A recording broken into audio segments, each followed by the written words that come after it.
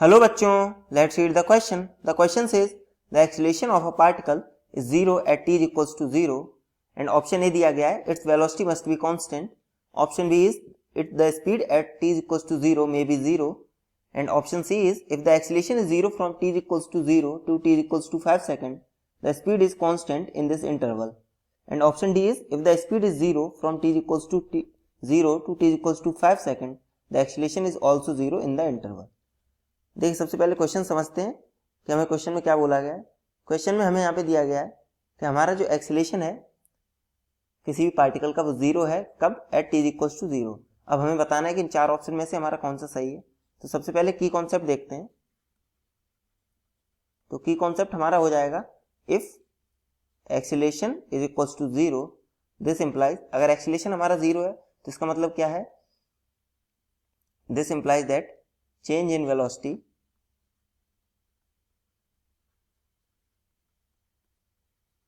is also 0.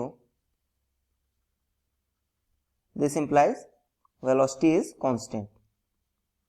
अगर acceleration किसी भी पॉइंट पे 0 है तो उस पॉइंट पे वेलोसिटी विल बी कांस्टेंट. अब इसी की कॉन्सेप्ट का यूज करते हुए हम क्वेश्चन सॉल्व करेंगे. देखिए, सबसे पहले स्टेटमेंट 1 देखते हैं. It's velocity must be constant. देखिए, टाइम इज इक्वल्स टू, अगर हम 0 की बात करें तब तो हमारी वेलोसिटी जो है ना इसकी कांस्टेंट होगी. बट आगे चल के अगर हमारा एक्सीलरेशन मान लीजिए time is equals to 2 second पे कुछ हमारा एक्सीलरेशन मान लीजिए 1 मीटर पर सेकंड स्क्वायर हो गया, तब तो इसकी वेलोसिटी कांस्टेंट नहीं रहेगी. तो इसको मोर स्पेसिफिक करने के लिए हम इसमें बोल सकते हैं it's velocity must be constant at t is equals to 0. तो अब हमारा ये ऑप्शन बिल्कुल करेक्ट हो जाएगा because t is equals to 0 पे हमारा पार्टिकल का एक्सीलरेशन कितना है, 0. और अभी यहाँ हमने देखा कि हमारा जब एक्सीलरेशन 0 होता है तो वेलोसिटी उस पॉइंट पे कांस्टेंट होती है. तो अगर हम यहाँ पे लिख देते हैं it's velocity must be constant at t equals to 0, तो ये ऑप्शन हमारा करेक्ट हो जाएगा. अब हम ऑप्शन बी की बात करते हैं. The speed at t equals to 0 may be 0. देख, क्वेश्चन में हमें क्या दिया गया है कि हमारा टाइम इक्वल्स टू 0 पे एक्सीलरेशन 0 है, बट हमें स्पीड या वेलोसिटी के बारे में कभी भी बात नहीं करी गई है. तो ये हो सकता है हमारा कि स्पीड टाइम बराबर 0 पे भी स्पीड भी हमारी 0 रही हो, तो हमारा ये ऑप्शन भी करेक्ट हो सकता है. एंड अगर हम ऑप्शन सी की बात करें, if the acceleration is 0 from, acceleration कितना दिया गया हमारा 0 कब से, time is equals to 0 to time is equals to 5 second. अब देखिए, 0 से 5 सेकंड के लिए हमारा एक्सीलरेशन अगर कांस्टेंट है, सॉरी एक्सीलरेशन अगर हमारा 0 है तो यहाँ से हमारी वेलोसिटी क्या हो जाएगी, इस इंटरवल के लिए वेलोसिटी मस्ट बी कांस्टेंट. अगर हमारा एक्सीलरेशन 0 है किसी इंटरवल के लिए तो इस इंटरवल के लिए हमारी वेलोसिटी कांस्टेंट. दिस इंप्लाइज हमारी स्पीड भी कैसी हो जाएगी, कांस्टेंट.